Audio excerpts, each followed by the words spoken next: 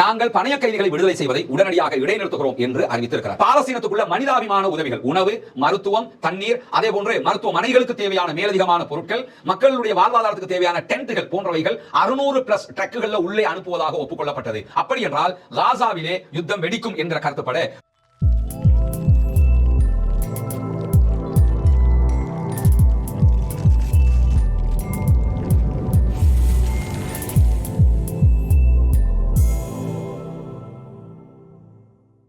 அன்பிற்கினிய சகோதர சகோதரிகளே, நம் அனைவர் மீதும் ஏக இறைவனுடைய அமைதியும் கருணையும் உண்டாகட்டுமாக. அஸ்ஸலாமு அலைக்கும் வரஹ்மத்துல்லாஹி வபரகாத்துஹு. இன்றைய இந்த வீடியோவில் தற்போது உலகம் முழுவதும் பரபரப்பாக பேசப்படக்கூடிய ஒரு செய்தியை தான் நாம் என்ன நடந்திருக்கிறது என்பதை பார்க்க இருக்கிறோம். அது என்ன செய்தி என்று சொன்னால், நமக்கு தெரியும், கடந்த 24 நாட்களாக இன்றோடு பாலஸ்தீனத்தினுடைய காசாவில் யுத்த நிறுத்தம் ஏற்பட்டிருக்கிறது. சீஸ் ஃபயர் நடைமுறையிலே இருக்கிறது. இந்த பக்கம் பாலஸ்தீனம் சார்பாக இஸ்ரேலுடைய பணைய கைதிகளை விடுதலை செய்து கொண்டிருக்கிறார்கள். இஸ்ரேல் சார்பாக பாலஸ்தீன கைதிகளையும் சிறைகளில் இருந்து விடுதலை செய்து கொண்டிருக்கிறார்கள். முதல் கட்டமாக 50 நாட்கள் நடைமுறையில் இருக்க வேண்டிய இந்த ஒப்பந்தத்தின் பிரகாரம் பாலஸ்தீனம் சார்பாக 33 இஸ்ரேலிய பணைய கைதிகளை விடுதலை செய்வார்கள் என்றும், இஸ்ரேல் சார்பாக 1890 பாலஸ்தீனியர்களை விடுதலை செய்ய வேண்டும் என்றும், ஒரு நாளைக்கு குறைந்தது 600+ ட்ரக்குகள் காசாவுக்குள் மனிதாபிமான உதவிகளை எடுத்துக்கொண்டு வர வேண்டும் என்கிற பல நிபந்தனைகள் இதிலே குறிப்பிடப்பட்டிருக்கிறது. அந்த அடிப்படையில் கடந்த 5 தடவைகள் ஹாஸ்டேஜஸ் பரிமாற்றம் நடைபெற்றிருக்கிறது. இந்த பக்கம் இருந்து 16 பேரை இஸ்ரேலியர்களை பாலஸ்தீன விடுதலை அமைப்பு விடுதலை செய்திருக்கிறார்கள். இஸ்ரேலும் என்ன பண்ணிருக்காங்கன்னா, கிட்டத்தட்ட 700 தொடக்கம் 800 பேரை இதுவரைக்கும் விடுதலை செய்திருக்கிறார்கள். இப்படி இரண்டு பக்கமும் ஓரளவுக்குண்டான பணைய கைதிகள் விடுதலை தொடர்ந்து கொண்டிருந்த நேரத்தில்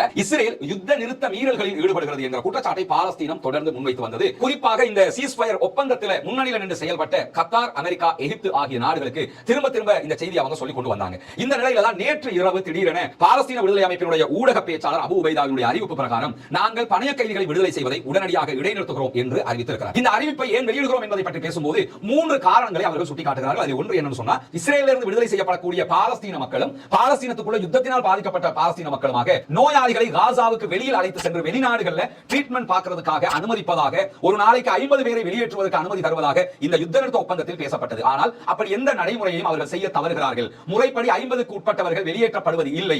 எனவே இது ஒரு குற்றச்சாட்டு என்று அதை அவர்கள் முன்வைத்திருக்கிறார்கள். இரண்டாவது குற்றச்சாட்டாக என்ன சொல்லியிருக்கிறாங்கன்னு சொன்னா, காசாவினுடைய பகுதிகளில் ஷெல் தாக்குதல்களையும் ட்ரோன் தாக்குதல்களையும் அவ்வப்போது மீண்டும் இஸ்ரேல் நடத்தி வருகிறது. இதில் இதுவரைக்கும் கடந்த 24 நாட்களுக்குள்ளாக 27க்கும் மேற்பட்ட பாலஸ்தீன அப்பாவிகள் காசாவுக்குள்ள இப்படியான துப்பாக்கி சூடுகளில் கொல்லப்பட்டிருக்கிறார்கள் என்பது இரண்டாவது குற்றச்சாட்டாக முன்வைக்கப்பட்டிருக்கிறது. அதே நேரம் பாலஸ்தீனத்துக்குள்ள மனிதாபிமான உதவிகள், உணவு, மருத்துவம், தண்ணீர், அதே போன்று மருத்துவமனைகளுக்கு தேவையான மேலதிகமான பொருட்கள், மக்களுடைய வாழ்வாதாரத்துக்கு தேவையான டென்ட்டுகள் போன்றவைகள் 600+ ட்ரக்குகள்ல உள்ளே அனுப்புவதாக ஒப்புக்கொள்ளப்பட்டது. ஆனால் 600+ ட்ரக்குகளை அவர்கள் ஆரம்பத்தில் அனுப்பினாலும் இடைநடுவில் அனுப்புவதை தவிர்த்து வருகிறார்கள், நிறுத்துகிறார்கள் என்பது மூன்றாவது குற்றச்சாட்டாக அவர்களால் முன்வைக்கப்பட்டிருக்கிறது. இந்த 3 குற்றச்சாட்டுகள் மெயின் குற்றச்சாட்டுகளாக முன்வைக்கப்பட்டிருக்கிறது. யுத்த நிறுத்த விதி மீறல் என்கிற குற்றச்சாட்டை முன்வைத்துத்தான் நாங்கள் ஹாஸ்டேஜஸ்களை விடுதலை செய்வதை இடைநிறுத்துகிறோம் என்று பாலஸ்தீன விடுதலை அமைப்பு அறிவித்திருக்கிறது. அதே நேரத்தில் இந்த செய்தி வந்த அடுத்த கணமாக அமெரிக்க ஜனாதிபதி டொனால்ட் ட்ரம்ப் தலைமையில் வெளியிடப்பட்டிருக்கக்கூடிய செய்தியில் என்ன சொல்லியிருக்காங்கன்னா, அப்படி என்றால் காசாவிலே யுத்தம் வெடிக்கும் என்கிற கருத்துப்பட உடனடியாக இந்த ஒப்பந்தங்கள் ரத்து செய்யப்படும் என்கிற எச்சரிக்கை பாலஸ்தீன மக்களுக்காக விடுக்கப்பட்டிருக்கிறது. இந்த 2 எச்சரிக்கைகள் வந்திருக்கக்கூடிய நேரத்தில் ஏற்கனவே நமக்கு தெரியும், டொனால்ட் ட்ரம்ப் காசாவை கையகப்படுத்துவேன் என்று மீண்டும் மீண்டும் சொல்லிட்டு இருக்கிறார். கடந்த வியாழக்கிழமையும் இவ்வளவு அரபு நாடுகள் சொன்னதற்கு பிறகும் அவர் அதில் விடாப்பிடியாக நான் காசாவை கைப்பற்றுவேன் என்று சொல்லியிருக்கிறார். காசாவினுடைய மக்களை ஜோர்தானும் எகிப்தும் எடுக்கணும், அப்படி எடுக்கலன்னா ஜோர்தானுக்கும் எகிப்துக்கும் அமெரிக்கா கொடுக்கக்கூடிய அனைத்து உதவிகளையும் நாங்கள் நிறுத்துவோம் என்றும் எச்சரிக்கையை சொல்லியிருக்கிறார். ஏற்கனவே நாங்கள் நிறைய கொடுத்துட்டு இருக்கிறோம், அதனால தான் இவங்க எடுக்க சொல்றோம், எடுக்கலன்னா நாங்க உடனே நிறுத்துவோம் என்கிறாரு.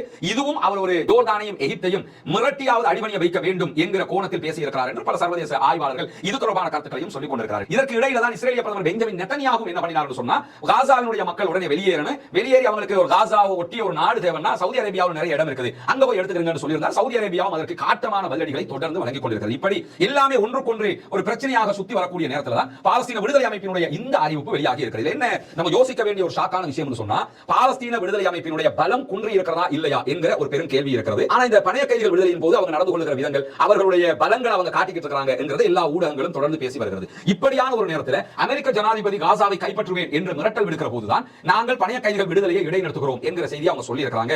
முஸ்தபா பர்கௌதி போன்ற பாலஸ்தீன பிரச்சனை தொடர்பான ஆய்வாளர்கள் அல் ஜஸீராவில் பேசும்போது என்ன சொல்றாங்கன்னு சொன்னா, இந்த அறிவிப்பு என்பது அமெரிக்க ஜனாதிபதி டொனால்ட் ட்ரம்பினுடைய அறிவிப்போடு ஒன்றி போகக்கூடிய ஒன்றாக இருக்கிறது. ஏன்னா பணைய கைதிகளை மொத்தமாக விடுதலை செஞ்சதுக்கு பிறகு மீண்டும் அவங்க யுத்தத்தை தொடருவாங்க, நாங்க பாலஸ்தீன விடுதலை அமைப்பை மொத்தமாக அழித்தால் தான் இந்த யுத்தம் முடிவுக்கு வரும் என்று நெத்தன்யாகு திரும்ப திரும்ப சொல்றாரு. எனவே இதையெல்லாம் கவனத்தில் கொண்டுதான் பாலஸ்தீன விடுதலை அமைப்பினர் இந்த அறிவிப்பை விடுத்திருப்பார்கள் என்று முஸ்தபா பர்கௌத்தி அவர்கள் இந்த கருத்தை சொல்லியிருக்கிறார்.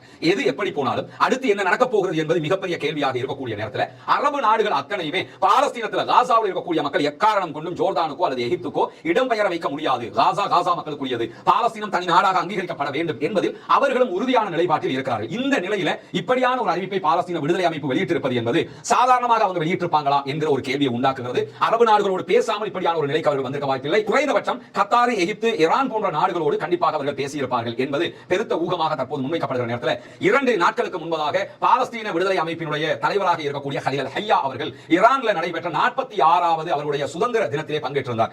ஈரானுடைய புரட்சி நடைபெற்று 46வது நாள் அந்த நிகழ்வில் அவர் பங்கேற்று அதிலேயும் அவர் நாங்கள் வெற்றி பெற்றிருக்கிறோம் என்கிற பேச்சுக்களை எல்லாம் பேசியிருந்தால் தனி நம்ம பேசியிருக்கிறோம். இது எல்லாம் எங்க சிங்க் ஆகுதுன்னு சொன்னா இந்த அறிவிப்புல வந்து நமக்கு சிங்க் ஆகிறத பார்க்க முடியும். ஏன்னா காசாவை கைப்பற்றுவோம் என்று தொடர்ந்து டொனால்ட் ட்ரம்ப் சொல்லி வர நேரத்தில் மீண்டும் தாக்குதலை தொடர்வோம் என்று சொல்லி நெத்தன்யாகு அறிவிக்கக்கூடிய நேரத்தில் அரபு நாடுகள் எல்லாம் பாலஸ்தீனம் தனி நாடாக வர வேணும் என்று சொல்லி விடாப்பிடியாக, குறிப்பாக சவுதி விடாப்பிடியாக நிற்கக்கூடிய நேரத்தில் இப்படி தொடர்ந்தும் பாலஸ்தீனத்துக்கு கிடைக்க வேண்டியதை தராமல் அப்பப்ப தாக்குதல்களை இஸ்ரேல் நடத்துவதால் இதை காரணமாக வைத்து தற்போது பணைய கைதிகளை விடுதலை செய்ய முடியாது என்கிற அறிவிப்பை விடுத்திருப்பது மட்டுமல்லாமல் நாங்கள் தொடர்ந்து சமாதான உடன்படிக்கையுடைய அம்சங்களை கடைபிடிப்போம், எங்களோடு இணங்கி வந்தால் அடுத்த கட்டம் போவதற்கு தயார் என்பதையும் பாலஸ்தீன விடுதலை அமைப்பினர் அறிவித்திருக்கிறார்கள். எனவே இது அவருடைய சொந்த முடிவாக இருக்குமா என்பது ஒரு மிகப்பெரிய கேள்வியாக இருக்கிறது. இதற்கு பின்னால் அரபு நாடுகளுடைய கரம் இருப்பதற்கான வாய்ப்பு இருக்கிறது என்று சொல்லப்படுகிறது. அப்படியான ஒரு நிலை வந்தால் தான் இப்படியான ஒரு அறிவிப்பை அவர்கள் விடுத்திருக்க முடியும். ஏன்னா இந்த பாலஸ்தீன பிரச்சனைங்கிறது இந்த மிடில் ஈஸ்டுக்குள்ள ஒரு ஓய்க்க முடியாத பிரச்சனையாக இருந்து கொண்டே இருக்கிறது. அரபு நாடுகளுக்கு அது பெரிய தலைவலியாக இருக்கிறது. அதனால இதுக்கு எப்படியாவது முடிவு காண வேண்டும் என்பது அவர்கள் உறுதியாக இருக்கிறார்கள். அந்த முடிவு பாலஸ்தீன மக்கள் ஜோர்டானுக்கோ எகிப்துக்கோ அனுப்புறது இல்லை, அது அந்த நாடுகளுக்கு பெரிய தலைவலியாக மாறி 25 லட்சம் மக்கள் அனுப்ப வேண்டியது. ஆல்ரெடி 20 லட்சம் மக்கள் ஜோர்டானுக்குள்ள இருக்காங்க, எகிப்துக்குள்ள இருக்காங்க. இப்படி இருக்கிற நேரத்தில் இந்த 25 லட்சம் மக்களை அனுப்புவது என்பதும் அனுப்புறது மட்டும் கிடையாது, அவங்களுக்கு தற்காலிக கூடாரம் அமைச்சு கொடுக்கிறது மட்டும் இல்லை, அவங்க அந்த நாட்டினுடைய பிரஜைகளாக மாற்றி அவர்களுக்கு தேவையான எல்லாத்தையும் கொடுக்கணும். ஒரே நேரத்தில் ஒரு 10 லட்சம் பேருக்கு ஒரு நாடு கொடுக்கிறதுங்கிறது ஒரு சாதாரணமான விஷயமும் கிடையாது. இது சர்வதேச மட்டத்தில் சர்வதேச நாடுகள் இதை அங்கீகரிக்காது. குறிப்பாக இஸ்லாமிய நாடுகளுக்குள்ள முஸ்லிம்கள் இதை ஏற்றுக்கொள்ள மறுக்கிற போது அந்தந்த அரசாங்கங்களுக்கு எதிரான புரட்சிகள் வெடிப்பதற்கான வாய்ப்புகள் இருக்கிறது என்றெல்லாம் எல்லா நாடுகளும் பயப்படுகின்றன. அதனாலதான் அரபு லீக் என்ன பார்க்கறாங்கன்னு சொன்னா இதோட இந்த கதை முடியணும், தனி நாடாக அங்கீகரிக்க வச்சிரணும்ங்கறத அவங்க பார்க்கறாங்க. டொனால்ட் ட்ரம்பும் நெத்தன்யாகும் வேறு விதமான வியூகங்களை அமைக்கிறார்கள் என்பது போல தோற்றமளிக்கிறது. எது எப்படி போனாலும் தற்போதைய இந்த அறிவிப்பு மீண்டும் காசாவிலே ஒரு வார் ஏற்படுவதற்கான ஒரு அச்சத்தை உண்டாக்கி இருக்கிறது. திடீரென தாக்குதல்கள் ஆரம்பிக்கப்படலாம் என்கிற அச்சம் உருவாகி இருக்கிறது. வல்ல ரஹ்மான் மட்டும்தான் அந்த மக்களை பாதுகாக்க வேண்டும். இந்த யுத்தங்களால பொதுமக்களுடைய மரணங்கள் தவிர்க்க முடியாமல் இருக்கிறது. ஆல்ரெடி யுத்தம் நடந்துட்டு இருக்கும்போது 46,000 பேர் கொல்லப்பட்டிருந்ததாக செய்திகள் வந்த நிலையில் யுத்தத்திற்கு பிறகு வந்திருக்கக்கூடிய செய்திகள் 61,000 பேர் இந்த யுத்தத்திலே முதல் கட்டமாக கொல்லப்பட்டிருக்கிறார்கள், ஷஹீதாகி இருக்கிறார்கள். 1,12,000க்கும் மேற்பட்டவர்கள் நிரந்தர ஊனமுற்றவர்களாக மாறி இருக்கிறார்கள். முழு நாடு மொத்தமாக அழிக்கப்பட்டிருக்கிறது. 32 மருத்துவமனைகளில் எதையுமே ஃபங்க்ஷன் பண்ண முடியாத அளவுக்கு மொத்தமாக அழிக்கப்பட்டிருக்கிறது. எந்த பாடசாலைகளும் இல்லை, பல்கலைக்கழகங்களும் இல்லை. இப்படி இவ்வளவு அழிவுகளை சந்தித்த மக்கள் மீண்டும் ஒரு யுத்தம் ஆரம்பிக்கப்பட்டால் இப்ப காசாவில் எடுத்துக்கிட்டீங்கன்னா புயல் காற்று அடிக்கிறது, குளிர் காற்றாக அது அடித்துக் கொண்டிருக்கிறது. குளிர்ல தாங்க முடியாம அந்த மக்கள் கஷ்டப்பட்டு கொண்டிருக்கிறாங்க. இப்பதான் நெட்சாரின் காரிடார்ல இருந்து இஸ்ரேல் வெளியேறி இருக்கிறாங்க. வெளியேறும் போது வடக்கு காசாவுக்கு மக்கள் நிம்மதியாக குடியேறி கொண்டிருக்கிறார்கள். இந்த நிலையில் இப்படியான ஒரு சம்பவம் மீண்டும் ஒரு யுத்தம் நடைபெற்றால் அது பெருத்த தாக்கத்தை உண்டாக்கும். பொறுத்திருந்து பார்ப்போம் என்ன நடக்கிறது என்பதை உங்களுடைய கருத்துக்களை கீழே இருக்கக்கூடிய கமெண்ட் பகுதியில் நீங்கள் தெரிவிக்க முடியும். அது மட்டுமல்லாமல் தொடர்ந்து இந்த செய்திகளை உடனுக்குடன் அறிந்து கொள்வதற்காக ரஸ்மின் நியூஸ் என்கிற நம்முடைய இந்த சேனலை சப்ஸ்கிரைப் செய்ய சகோதரர் சப்ஸ்கிரைப் செய்து கொள்ளுங்க. உங்களுடைய நண்பர்களுக்கும் இந்த செய்திகளை அறிமுகப்படுத்துங்கள். உண்மை செய்திகளை உடனுக்குடன் துல்லியமாக அறிந்து கொள்வதற்கு வாய்ப்பாக இருக்கும். கீழே இருக்கக்கூடிய வாட்ஸ்அப் மற்றும் டெலிகிராம் சேனலை இணையாதவர்கள் அதில் இணைந்து கொள்ளுங்கள். அடிக்கடி இப்படியான செய்திகள் வரும்போது உடனுக்குடன் உங்களை நாம் தொடர்பு கொள்ள தயாராக இருக்கிறோம்.